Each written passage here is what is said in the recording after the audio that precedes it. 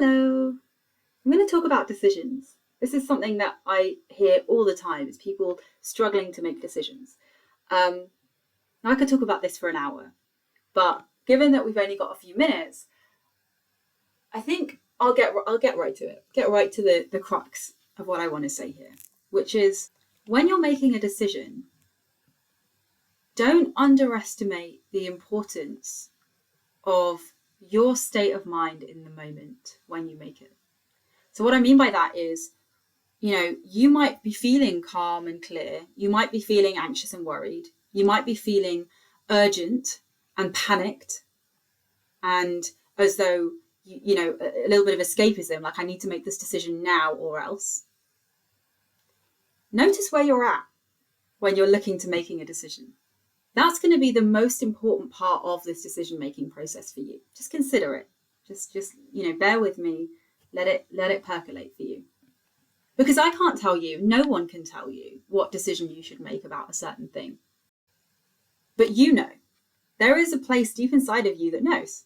And maybe you don't know right now, maybe there's more information that you need to get before you know, but that comes from a deeper place within you. Have you ever made a decision that just feels right? You make the decision and it's like, yes, that's clear. It feels right. I know it's the right decision for me. That comes from an inner knowing. That comes from within you. I've certainly made decisions where I kind of make the decision and I'm like, God, I have no idea if that's the right decision for me. I might be completely off. It doesn't feel right. Might be right, might be wrong. I don't know. Right? That's because I'm coming from a kind of insecure space inside of myself when I make it. So here's my suggestion is don't make decisions from that place. No decision is ever as urgent as we think it is, apart from the kind of the life or death type situations. Most of the decisions we make, I'm going to say 99.9% of decisions we make day to day are not life or death decisions. So unless it's one of those, no decision you have to make is as urgent as you think. You can always wait for a different feeling. And so if you're in that feeling of urgency and panic and I must make the decision now, there's information in that feeling.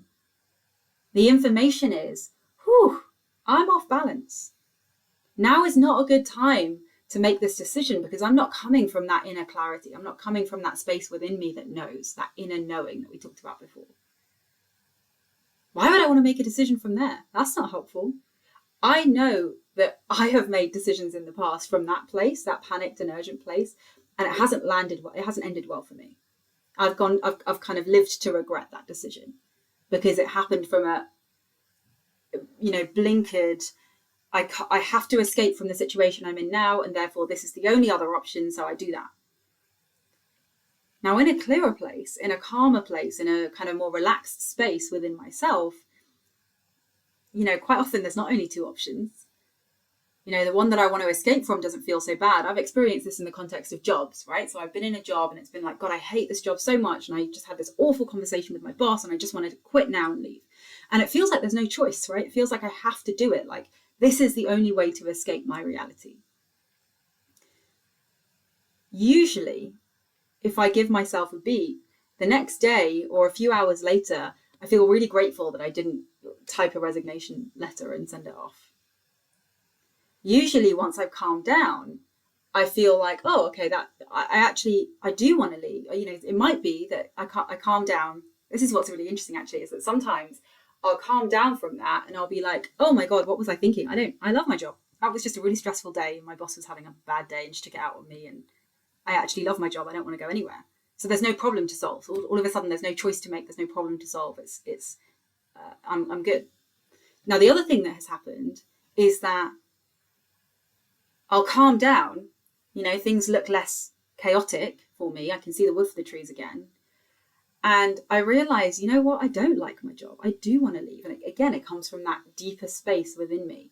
It comes from that inner knowing, that clarity within myself.